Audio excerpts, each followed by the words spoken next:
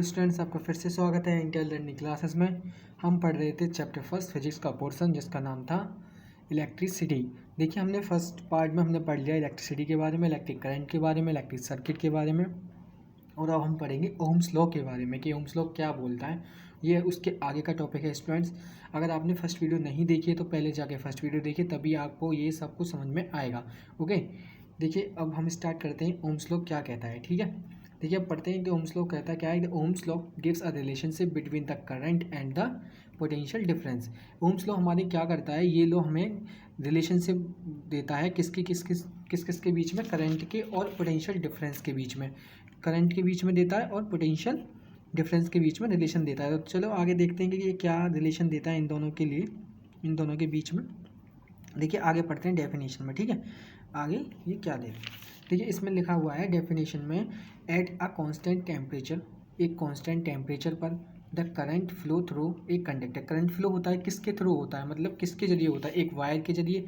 Wire को metal wire के जरिए, मेटल वायर के जरिए क्या होता है, करंट फ्लो होता है। ओके स्टूडेंट, तो मेटल वायर को क्या बोलते हैं हम, कंडक्टर बोलते हैं। क्या बोलते हैं, कंडक्टर। ये आपको पहले मैंने पढ़ा दिया है। ठीक है, एक constant temperature at the current flow through a conductor, मतलब कि एक मेटल वायर की तरफ से करंट फ्लो हो रहा है। ठीक है, is directly proportional to the potential difference across the its end. तो इसमें क्या बोला है स्टूडेंट, इसमें बोला है कि जो करंट है जो कि हमारे किसके द्वारा फ्लो हो रहा है, एक कंडक्टर के द्वारा। कंडक्टर हम किसको मानते हैं, मेटल वायर को मानते हैं। ये वायर किसकी भी हो सकती है, कॉपर की हो सकती है, सिल्वर की हो सकती है, या फिर एल्युमिनियम की हो सकती है, क्योंकि ये गुड कंडक्टर ऑफ इलेक्ट्रिसिटी है। ठीक है, तो इसने बोला है करंट जो है, देखियो डेफिनेशन में देखिए, current flow through a conductor is directly proportional to the potential difference. तो करंट है हमारा किसके डायरेक्टली प्रोपोर्शनल है, पोटेंशियल डिफरेंस की। तो पोटेंशियल डिफरेंस को लिख देते हैं यहाँ पर। ठीक है, ये अब हो गया। अकॉर्डिंग टू डेफिनेशन चलेंगे, और देखिए कुछ नहीं करना, बस जैसे जैसे डेफिनेशन बोल दिया वैसे वैसे हम लिखते चलेंगे। ठीक है, तो ये हमारा करंट डायरेक्टली प्रोपोर्शनल हो गया किसके, पोटेंशियल डिफरेंस के। ये हमारे ओम्स लॉ की डेफिनेशन में इसने हमें बोला है। ठीक है, तो आगे देखिए अब क्या होगा कि आगे इसने क्या बोला है। अब देखिए इसने बोला है, if I is a current flowing through a conductor and V is a potential difference, और ए वोल्टेज, V को पोटेंशियल डिफरेंस और वोल्टेज भी बोल सकते हैं, across its end then according to the Ohm's law. Ohm's के law के according क्या है, करंट हमारा डायरेक्टली प्रोपोर्शनल है। और करंट को हम किस में डिनोट, देखिए ये हो गया हमारा I is directly proportional to the V। अब इस डायरेक्टली प्रोपोर्शनल को हटाएंगे तो क्या आएगा, हमारा एक कांस्टेंट आएगा। तो कांस्टेंट हम इसमें क्या आएगा, देखिए I is equal to R V आएगा हमारा, क्योंकि R हमारा क्या है, कांस्टेंट।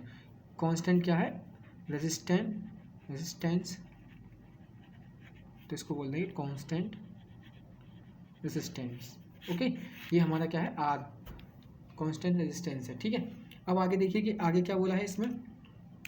देखिए स्टूडेंट, आगे इसमें बोला है कि आई से डिनोट कर दिया हमने करंट को किससे डिनोट कर दिया, आई से, और V से डिनोट कर दिया हमने पोटेंशियल डिफरेंस को। ये आपने पीछे भी पढ़ चुके हो कि I और पोटेंशियल डिफरेंस को किससे डिनोट करते हैं और करंट को किससे डिनोट करते हैं। अकॉर्डिंग टू ओम्स लॉ हमने क्या, हमारे पास क्या आ गया, हमारे पास आ गया I is equal to R into V. R क्या है, हमारा कांस्टेंट रेजिस्टेंस है हमारे यहाँ पे। ठीक है, ये हमने आपको बता दिया कि आर हमारा यहाँ पे क्या है। देखिए आगे इसमें यही बोला है जो मैंने आपको अभी अभी बताया है। ठीक है, देखिए आपको दिख रहा होगा, आई इज डायरेक्टली प्रोपोर्शनल लिया है V K, I is current, V is potential difference. ठीक है, एट अ कांस्टेंट टेम्परेचर, ये कांस्टेंट टेम्परेचर पर है। This is also written as, इसको ऐसे भी लिख सकते हैं, V is directly proportional to the I. जब आई डायरेक्टली प्रोपोर्शनल है वी के, तो वी भी तो डायरेक्टली प्रोपोर्शनल है आई के। ठीक है, कैसे भी लिख सकते हैं उसको। और क्या लिखेंगे, जब डायरेक्टली प्रोपोर्शनल हटा देंगे साइन को तो हमारे कांस्टेंट आएगा। कांस्टेंट हमारा क्या है, यहाँ पर आर है। ठीक है स्टूडेंट, आपको समझ में आ गया जो मैंने आपको समझाया। यहाँ पे कांस्टेंट हमारा क्या है, आर क्या है हमारा, R is a constant called a resistance, जिसको हम रेजिस्टेंस बोलते हैं। ठीक है, ऑफ द कंडक्टर का रेजिस्टेंस है ये। देखिए रेजिस्टेंस के बारे में हम आगे पढ़ेंगे कि रेजिस्टेंस करता क्या है। वैसे कि मैं आपको रियली बता देता हूँ कि जो करंट फ्लो होता है ना वायर के अंदर जो करंट फ्लो होता है वो उसको रेजिस्ट करता है। रेजिस्ट मतलब रोकता है या फिर रुकावट पैदा करता है। रेजिस्टेंस हमारा मतलब ऐसा बोल सकते हैं कि करंट के फ्लो को रोक देता है, उसी को हम रेजिस्टेंस कहते हैं। ठीक है, तो देखिए क्या हुआ, the R is a constant called a resistance हो गया हमारा। आर जो कांस्टेंट हमने लिया था वो हमारा रेजिस्टेंस हो गया। ऑफ द कंडक्टर का the value of this constant depend on the nature. जो आर की वैल्यू है ना स्टूडेंट, जो आर की वैल्यू यहाँ पे हम रखेंगे, हम लोग जो वैल्यू आर की यहाँ पे रखेंगे, तो आर की वैल्यू हमारी किस पे डिपेंड होगी? आर की वैल्यू जो हमारी डिपेंड होगी लेंथ पर होगी। लेंथ हो गया, ठीक है, लेंथ पर होगी, और उसके लेंथ पर होके नेचर पे होगी। नेचर पे होगी कि कंडक्टर का नेचर कैसा है, उसकी लेंथ कितनी है, और लेंथ, और देखिए यहाँ पे क्या दे रखा है, area of cross section. Area of cross section पर भी हमारी डिपेंड होगी। ये सब आगे डेफिनेशन, फुल्ली डेफिनेशन आपको समझा रखी है, आगे आपको डिटेल में अच्छी तरह समझ में आ जाएगा। और टेम्परेचर पर भी डिपेंड होगा, कंडक्टर का टेम्परेचर कैसा है, ठीक है। तो इन सब पर वैल्यू किसकी डिपेंड होगी? आर की वैल्यू डिपेंड होगी। बस इतना ही बस ध्यान में रखना है ये सब। तो V upon I is equal to क्या होगा? आर ले लिख सकते हैं, क्योंकि V हमारा इसमें नीचे पहुँच जाएगा, यहाँ मल्टीप्लीकेशन में यहाँ जाएगा तो डिवाइडेड पहुँच जाएगा। तो आर हो गया हमारा is equal to V upon I, potential difference upon current, ठीक है। ये आपको दिख रहा है, देखिए where V is equal to potential difference, I is equal to current, R is equal to resistance which is constant, जो कि हमारा क्या है? कांस्टेंट है, ठीक है। अब देखिए क्या होता है कि आगे हम देखते हैं कि आगे क्या होता है। आगे देखिए, आगे दे रखा है हमें the ratio of potential difference applied between the ends of the conductor and the current flowing through its is a constant called a resistance. देखो हमने रेजिस्टेंस की डेफिनेशन, इसने दूसरी रेजिस्टेंस की डेफिनेशन दे दी है। जो रेशियो है हमारा पोटेंशियल डिफरेंस का, जो कि अप्लाइड हो रही है between the ends of the conductor के एंड्स पर जो हमारी पोटेंशियल डिफरेंस अप्लाइड हो रही है स्टूडेंट। देखिए ये हमने कंडक्टर मान लिया, वायर हमारा कंडक्टर है, जो कि हमारा सेल है यहाँ पे, जो कि हमारा करंट फ्लो करा रहा है इसमें, जिसको इसके एंड पर जो पोटेंशियल डिफरेंस अप्लाइड हो रही है, जो इसका potential difference applied between the ends of the conductor के एंड्स पर। देखिए यहाँ से स्टार्ट हुआ करंट फ्लो होना और यहाँ पे आगे खत्म हो गया, तो ये दो तो इसके टर्मिनल हो गए और इसके एंड भी ये दो हो गए, ठीक है। इन दो के एंड्स पर जो पोटेंशियल डिफरेंस हमारा अप्लाइड हो रहा है and current flowing through it, और जो करंट फ्लो हो रहा है इसके अंदर थ्रू, इसके द्वारा, मतलब जो करंट फ्लो हो रहा है इस वायर के द्वारा। देखिए इस वायर के द्वारा करंट फ्लो हो रहा है, ये हमारा क्या है? कंडक्टर है, कंडक्टर के द्वारा करंट फ्लो होता है, ठीक है। तो it is a constant called a resistance, और ये हमारा क्या है? ये हमारा रेजिस्टेंस है इसमें, जो कि कांस्टेंट है, इसमें कांस्टेंट रेजिस्टेंस है, ठीक है। तो क्या हो गया? R is equal to V upon I, जो मैंने आपको पहले बताया, V is equal to R into I. तो यहाँ पे ये भी लिख सकते हैं कि हम R is inversely proportional to the I, I is inversely proportional to the R, ऐसे बोल सकते हैं, ठीक है। इन्वर्सली का मतलब क्या होता है स्टूडेंट? देखिए आप समझ लीजिए कि अगर आर हमारा बढ़ेगा, तो आई हमारा घटेगा, मतलब कि अगर रेजिस्टेंस हमारा बढ़ेगा तो करंट हमारा घटेगा, ठीक है। ये आपको ध्यान में रखना है इन्वर्सली का। और डायरेक्टली होता, जैसे कि इसके डायरेक्टली हमारा आर रेजिस्टेंस के जो डायरेक्टली प्रोपोर्शनल है वो हमारा पोटेंशियल डिफरेंस है। इसका मतलब रेजिस्टेंस जब बढ़ेगा तो पोटेंशियल डिफरेंस भी बढ़ेगा, ओके। तो ये भी आपको ध्यान में रखना है, ठीक है। आगे भी अब ये पॉइंट आप पढ़ेंगे। देखिए आगे क्या दे रखा है हमें, I is equal to V upon R. अब आई के मतलब करंट के हमारे पास दो फॉर्मूले हो गए, जो कि एक पीछे है और ये अब आ गया ये, ठीक है। अब देखिए पॉइंट पढ़ते हैं, पॉइंट में क्या दे रखा है? The current is directly proportional to the potential difference. जो करंट है हमारा डायरेक्टली प्रोपोर्शनल किसके है? पोटेंशियल डिफरेंस के, और आर भी हमारा डायरेक्टली प्रोपोर्शनल है पोटेंशियल डिफरेंस के, ठीक है। तो अब देखिए सेकंड पॉइंट पढ़ते हैं, the current is inversely proportional to the resistance. और जो करंट है हमारा इन्वर्सली प्रोपोर्शनल है किसके? रेजिस्टेंस के। जो मैंने आपको बताया कि इन्वर्सली प्रोपोर्शनल होता है तो क्या होता है, और डायरेक्टली प्रोपोर्शनल होता है तो क्या होता है। और देखिए आगे भी पढ़ेंगे हम इसी में कि इन्वर्सली और डायरेक्टली प्रोपोर्शनल में कैसे डिफरेंस आता है दोनों में, ठीक है। अब देखिए आगे बढ़ते हैं, resistance of the conductor. Conductor का रेजिस्टेंस, देखिए इसमें लिखा है रेजिस्टेंस ऑफ द कंडक्टर।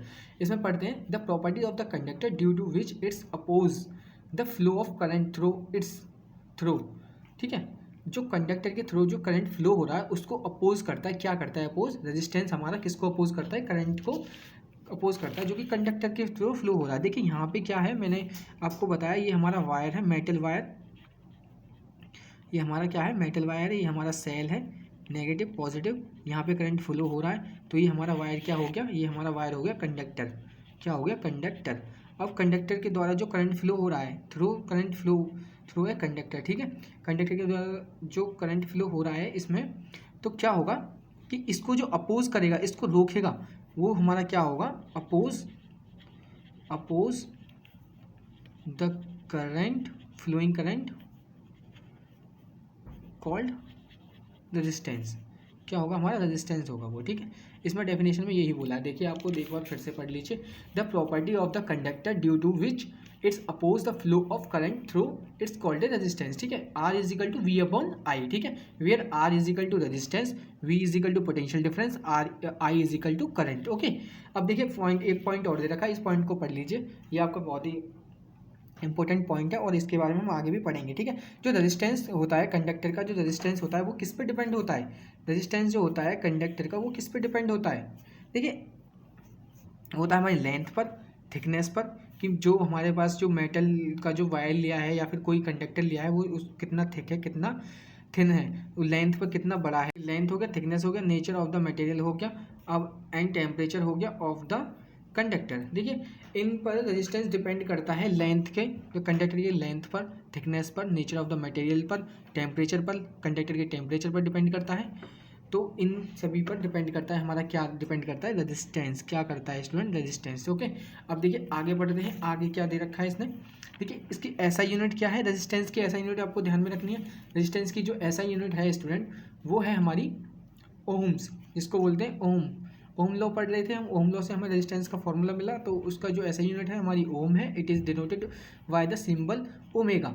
ये किससे डिनोट होता है, हमारा सिंबल ओमेगा, इसको ओमेगा बोलते हैं। इसको ध्यान में रखना है कि हमारा जो जहाँ पे भी रेजिस्टेंस की अगर यूनिट लिखनी हो तो हमें क्या लिखना है, ओमेगा ओमेगा लिखनी है, और है क्या हमारी ओम, उसकी ऐसा ही यूनिट। देखिए स्टूडेंट अब हम पढ़ते हैं एक्टिविटी 12.2, ये हमारी एनसीईआरटी की एक्टिविटी है। चलिए इसमें पढ़ते हैं कि इसमें हम क्या ऑब्जर्व करते हैं, ठीक है। फर्स्ट पॉइंट पढ़ते हैं, टेक ए नाइक्रोम वायर, हम एक नाइक्रोम वायर लेंगे और एक टॉर्च बल्ब भी लेंगे और एक 10 वाट का बल्ब लेंगे एंड ए एमीमीटर भी उसके साथ लेंगे। देखिए क्या क्या लेंगे वो आपको ध्यान में रखना है, एक नाइक्रोम वायर लेंगे, एक टॉर्च बल्ब लेंगे, ठीक है। टॉर्च बल्ब लेने के बाद हम क्या लेंगे, एक 10 वाट का क्या लेंगे, एक बल्ब और लेंगे 10 वाट का, ठीक है। उसके बाद क्या लेंगे, एक एमीमीटर लेंगे जो कि 0 to 5A रेंज के होगी, ठीक है। और एक प्लग की लेंगे एंड सम कनेक्टिंग वायर्स भी लेंगे, ठीक है। तो देखिए हमने नाइक्रोम वायर ले लिया, 10 वाट का बल्ब ले लिया और की ले लिया, बैटरी को अटैच कर दिया, एमीमीटर से पहले सीरीज़ में कनेक्ट कर दिया, बैटरी को भी सीरीज़ में कनेक्ट कर दिया। उसमें देखिए सेकंड पॉइंट में क्या बोला है, सेटअप द सर्किट, उसको सेटअप करिए। देखिए सेटअप कर लिया हमने, by the connecting 4 dry cell से कनेक्ट करने के बाद ऑफ 1.5 वोल्ट, जो कि हमारे 1.5 वोल्ट की है, जो बैटरी जो 4 सेल मिल जाएंगे तो एक बैटरी बन जाएगी जो कि हमारी 1.5 की है। Each of series with a ammeter, जो कि हमारा सभी को सीरीज में कनेक्ट करना है एमीमीटर के साथ। एमीमीटर भी हमारा सीरीज में कनेक्ट है। लिविंग अ गैप, एक गैप छोड़ना है हमें एक्स वाई, जैसे हम एक्स वाई बोलेंगे इन द सर्किट में हमने गैप छोड़ दिया, ठीक है। ये हमारा करंट फ्लो कर रहा है, देखिए यहाँ से यहाँ तक ये आई है, ये करंट हमारा फ्लो कर रहा है किसमें, इसमें, ठीक है। इसने हमने क्या किया, इसमें गैप छोड़ दिया अकॉर्डिंग टू पॉइंट्स, ठीक है। अब देखिए अगला पॉइंट क्या बोला है इसने, अगला पॉइंट बोला है इसने कंप्लीट द सर्किट को हम कंप्लीट करेंगे बाय कनेक्टिंग अ नाइक्रोम वायर। अब जो हमने गैप छोड़ा था उसमें हम एक नाइक्रोम वायर को कनेक्ट कर देंगे और कंप्लीट कर देंगे सर्किट को, और प्लग द की, और हम क्या करेंगे, हम एक अपना स्विच को ऑन कर देंगे, जिसका मतलब ये है कि स्विच को ऑन कर दिया और नोट डाउन द एमीमीटर रीडिंग, और एमीमीटर की जो रीडिंग है उसको क्या करेंगे, हम नोट डाउन कर लेंगे, ठीक है। अब इसके बाद क्या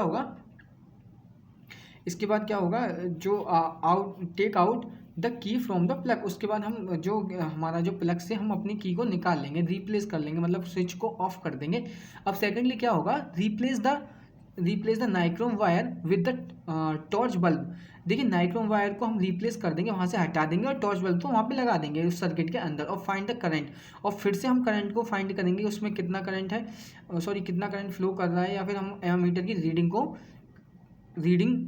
को क्या करेंगे, मेजर करेंगे, ठीक है। अब उसमें आगे क्या होता है, now repeat the above step with the 10 watt bulb. अब फिर से क्या होगा कि हम अपना जो टॉर्च बल्ब है उसको, उसकी रीडिंग को लेकर हम उसको भी हटा देंगे और वहाँ पे 10 वाट का एक बल्ब लगा देंगे जिसके उस गैप में, ठीक है। उसके बाद क्या करेंगे, उसको फिर से हम उसकी रीडिंग को काउंट करेंगे, उसको मेज़र करेंगे कि उसमें क्या रीडिंग दे रखी है, तो तीनों को ऐसे स्टेप बाय स्टेप करके हम उसकी रीडिंग को मेज़र कर लेंगे, ओके स्टूडेंट। इसके बाद क्या होता है, इसने क्वेश्चन पूछा है, देखिए इसमें क्या क्वेश्चन पूछा है, इसमें एक क्वेश्चन है, देखिए इसने पूछा है are the ammeter readings different for a different component connecting in the gap of X Y. क्या हमारे जो एमीमीटर की रीडिंग है वो डिफरेंट कंपोनेंट के लिए डिफरेंट है, मतलब अलग अलग जितने भी कंपोनेंट हमने उसमें जोड़े गैप में वो उनकी रीडिंग अलग अलग है या नहीं, तो हम लिखेंगे yes, ammeter readings different from a different component connected in the gap X and Y. जो जितने भी जितने भी गैप के अंदर हमने कनेक्ट किए सब्सटेंस या कंपोनेंट, देखिए एक तो हमने क्या था नाइक्रोम वायर, दूसरी क्या था टॉर्च बल्ब, तीसरा क्या था 10 वाट का बल्ब। इनकी रीडिंग सभी की रीडिंग एमीमीटर में अलग शो कर रही है, बस ये हमें बताना है। तो ये हमने बोल दिया yes ammeter reading different for a different components connected in the gap, यही एक्टिविटी में बोला है। ओके, अब देखिए आगे चलते हैं, आगे क्या बोला है, आगे हमारे पॉइंट्स आते हैं क्या, आगे आते हैं हमारे जो टॉपिक आता है वो आता है good conductor, register and insulator के बारे में हम इसमें जानेंगे। इस टॉपिक में हम जानेंगे गुड कंडक्टर क्या होता है, रजिस्टर क्या होता है और इंसुलेटर्स क्या होते हैं। ठीक है, पहले जान लेते हैं गुड कंडक्टर के बारे में कि गुड कंडक्टर के बारे में हमको क्या क्या जानना। देखिए इसमें क्या है, दो सब्सटेंस, वो substance which have a very low electric resistance, जिसके पास वेरी लो इलेक्ट्रिक रेजिस्टेंस है, तो इसका मतलब क्या है हाई इलेक्ट्रिक करंट है उसके पास, क्योंकि रेजिस्टेंस क्या होता है inversely proportional to the current, या current in inversely proportional to the resistance. तो यहाँ पे लो रेजिस्टेंस है तो हमारे पास क्या होगा, हाई करंट फ्लो होगा उसके अंदर, वो हमारे क्या होते हैं गुड कंडक्टर होते हैं। देखिए आगे क्या बोला है इसने, आगे पॉइंट में देख लीजिए, a good conductor allows the electricity to flow through it easily. वो गुड कंडक्टर वो होते हैं जो कि अलाउ करते हैं, मतलब कि परमिशन दे देते हैं अपने अंदर इलेक्ट्रिसिटी को आसानी से फ्लो करने के लिए। ठीक है, अब देखिए सिल्वर, इसने एग्जांपल दे रखा है, silver metal is the best conductor of electricity. जो सिल्वर मेटल है वो हमारा बेस्ट कंडक्टर है किसका, इलेक्ट्रिसिटी का। अब देखिए लास्ट पॉइंट क्या दे रखा है, electric wires are made of copper aluminium. देखिए हमने ज़्यादातर देखा होगा जो हमारे घरों में वायर्स डलते हैं, जो केबल डलते हैं वो हमारी कॉपर की होती हैं या फिर एल्युमिनियम की होती हैं। क्यों होती हैं, क्योंकि हमारे वो गुड कंडक्टर ऑफ इलेक्ट्रिसिटी होते हैं, उसमें आसानी से इलेक्ट्रिसिटी को फ्लो कर सकते हैं, और उसका जो रेजिस्टेंस, जो इलेक्ट्रिक रेजिस्टेंस होता है वो वेरी लो होता है, क्योंकि उसमें क्या होता है कि इलेक्ट्रिसिटी ज़्यादा फ्लो होती है।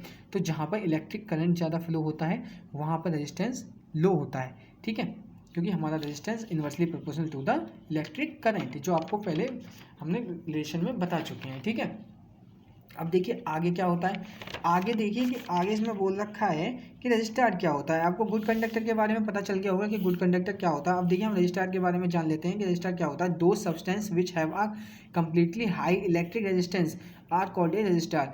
वो सब्सटेंस हैं जो कि हाई इलेक्ट्रिक रेजिस्टेंस रखते हैं, उन्हीं को क्या बोलते हैं, हम रजिस्टर बोलते हैं। जैसे कि अलॉयज हमारे होते हैं, नाइक्रोम होता है हमारा, मैंगनीज होता है, और जी हमारे और भी होते हैं जो कि हाई रेजिस्टेंस रखते हैं। जैसे कि हम क्या होता है, जो नाइक्रोम होता है हमारा, हम किस में यूज़ करते हैं ज़्यादातर, आयरन में। जो हमारे अंदर जो रॉड होती है वो हमारी किसकी होती है, नाइक्रोम की होती है स्टूडेंट। ठीक है, जो कि हमारी हीट होती है, हीट होने पर देखिए क्या होगा, जिसके अंदर हाई रेजिस्टेंस होगा ना, जिस कंडक्टर के या फिर जिसके अंदर मतलब इलेक्ट्रिसिटी भी फ्लो हो सकती है लेकिन कम होती है इलेक्ट्रिसिटी फ्लो, तो वो हीट होने लगता है।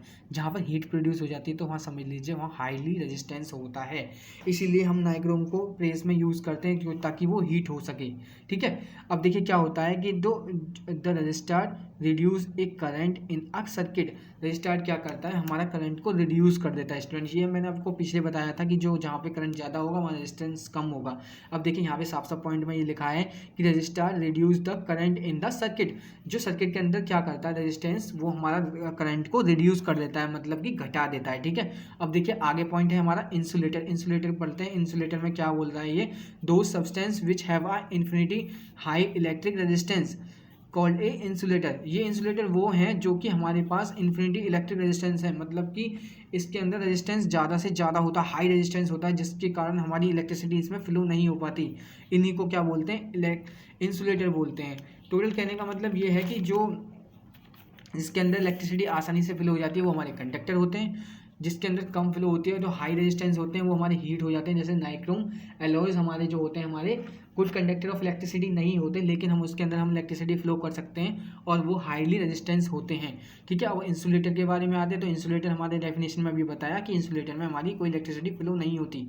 देखिए अब पॉइंट में देख लीजिए, an insulator does not allow electricity to flow through it.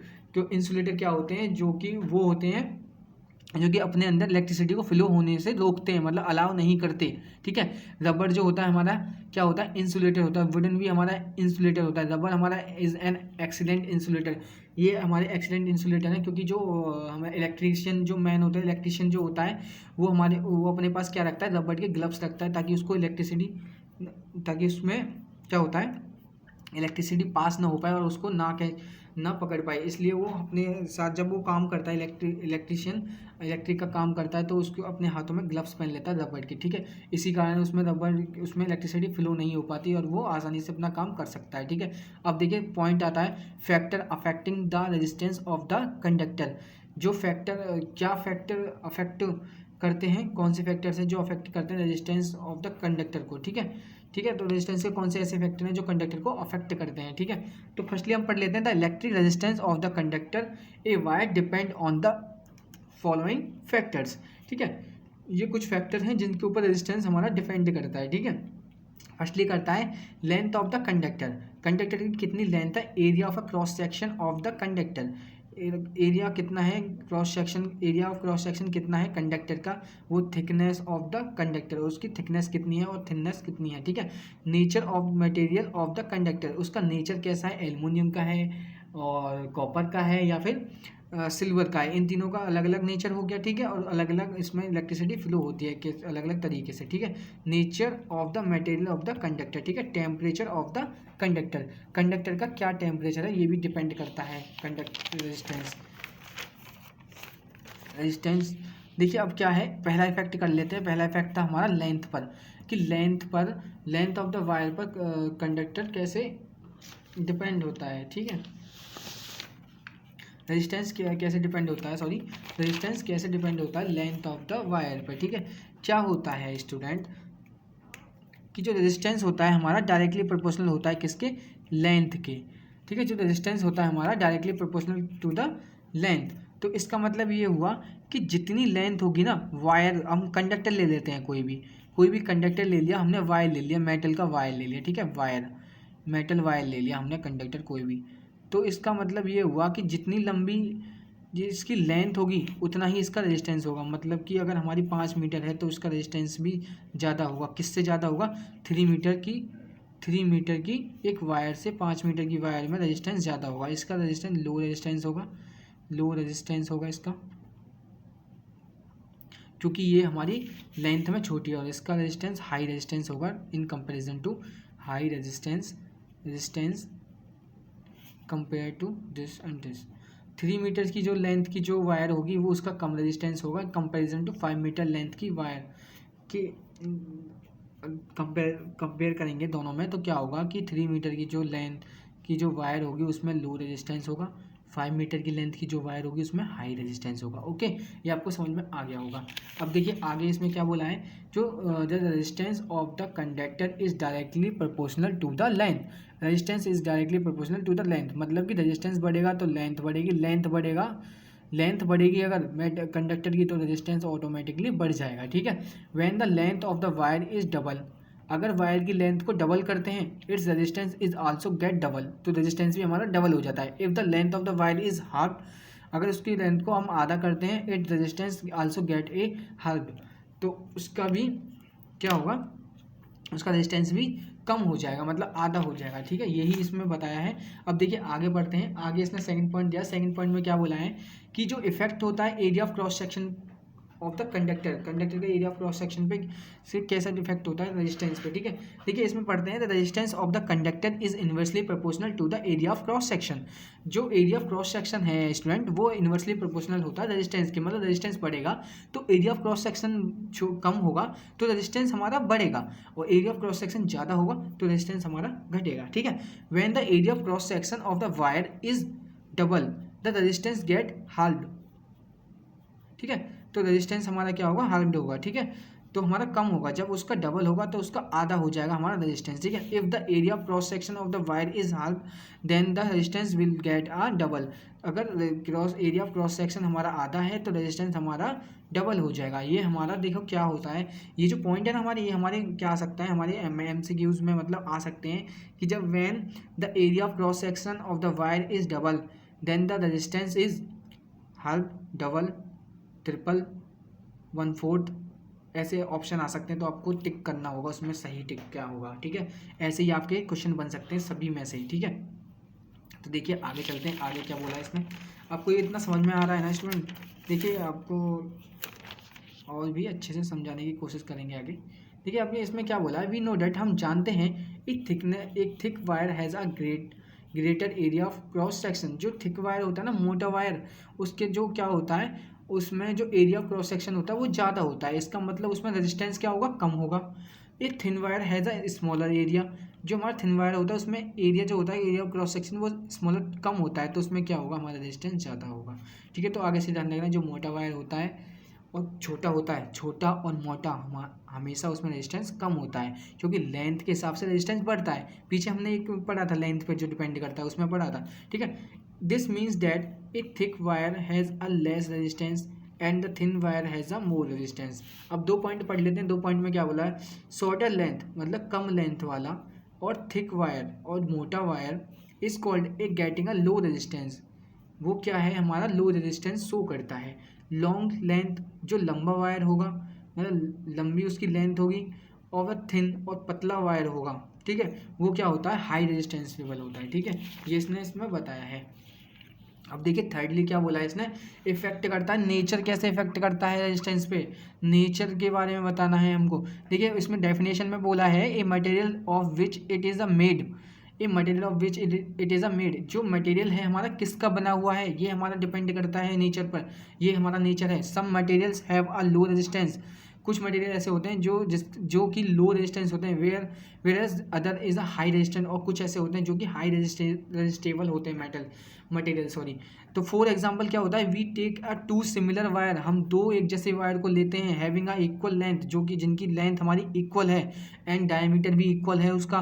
ठीक है, और फर्स्ट हमारा वायर होता है कॉपर का और दूसरा होता है हमारा नाइक्रोम का, एलोए का। तो क्या होगा, जो नाइक्रोम वाले में जो रेजिस्टेंस होगा वो ज़्यादा होगा student in comparison to copper metal के बारे में, बल्कि उसका क्या है, लेंथ भी इक्वल है, डायमीटर भी इक्वल है, मतलब मोटा भी उतना ही है और लेंथ उसकी लंबाई भी उतनी है, दोनों की सेम है, सिमिलर वायर हैं दोनों, फिर भी उसका क्या है, नाइक्रोम का ज़्यादा होगा। ठीक है, क्यों होगा, we will find that the resistance of the nichrome wire is about 16 times more than that of the copper wire. ठीक है, कॉपर वायर से 16 टाइम्स मोर होगा। ठीक है, it is so that the resistance of the conductor depend on the nature of the material of the conductor. इससे पता चलता है कि जो हमारा जो रेजिस्टेंस है हमारा कंडक्टर का, जो रेजिस्टेंस है वो हमारा किस पे डिपेंड करता है, नेचर ऑफ द कंडक्टर पे डिपेंड करता है। ठीक है, देखिए आगे हम पढ़ते हैं। आगे हमारे पास दे रखा है हमारा टेम्परेचर, क्या दे रखा है हमारा, टेम्परेचर। तो टेम्परेचर कैसे इफेक्ट डालता है, देखिए क्या इसमें क्या बोला है कि the resistance of all pure metal increase, the resistance of all pure metal increase on rising a temperature. जितने भी प्योर मेटल हैं हमारे, अगर टेम्परेचर को राइज कर दिया जाए, इंक्रीज कर दिया जाए, तो इसका रेजिस्टेंस क्या होगा, इंक्रीज हो जाएगा। And decrease on a lowering the temperature, और जो रेजिस्टेंस होगा उसका डिक्रीज हो सकता है जब हम उसके टेम्परेचर को लो कर सकते हैं। तो इसका मतलब क्या हुआ, R is directly proportional to the T. तो आर हमारा क्या है, डायरेक्टली प्रोपोर्शनल होगा। अगर टेम्परेचर इंक्रीज कर देते हैं तो रेजिस्टेंस भी इंक्रीज होगा, और टेम्परेचर डिक्रीज कर दें तो रेजिस्टेंस भी हमारा डिक्रीज होगा। But the resistance of alloys like manganin और जो हमारा नाइक्रोम है, ये हमारे सारे अलॉयज हैं, ये ऑलमोस्ट अनअफेक्टेड बाय टेम्परेचर। इन पे इसका कोई इफेक्ट नहीं पड़ता टेम्परेचर का, इन पे कोई इफेक्ट नहीं पड़ता, जितने भी अलॉयज हमारे हैं इन पे कोई इफेक्ट नहीं पड़ता टेम्परेचर का। ठीक है, तो देखिए अब ये बस इस वीडियो में इतना ही है, उसके अगली वीडियो में हम इससे आगे पढ़ेंगे। आई होप कि अगली वीडियो में आपका ये चैप्टर ख़त्म हो जाए, ख़त्म हो जाएगा स्टूडेंट। अब कुछ नहीं, इतना कुछ ज़्यादा नहीं बचा इस चैप्टर में। देखिए इसको समझने के लिए आपको हमारा फर्स्ट चैप्टर देखना पड़ेगा, क्योंकि फर्स्ट चैप्टर नहीं देखोगे तो ये कुछ भी समझ में नहीं आएगा। आपको इसके नोट मिल जाएंगे, जो इसके हैंड रिटन नोट्स हैं आपको मिल जाएंगे। देखिए कमेंट में करके बताइए कि आपको कैसा लगा मेरा पढ़ाना, और प्लीज़ लाइक कर दीजिए, क्योंकि ऐसा है कि लाइक से हमारा मोटिवेशन हमारा अप हो जाता है, मोटिवेट हो जाते हैं हम, और आगे से अच्छे कोशिश करते हैं वीडियो बनाने की और पढ़ाने की आपके लिए। बस इतना ही कहना था। जय हिंद स्टूडेंट।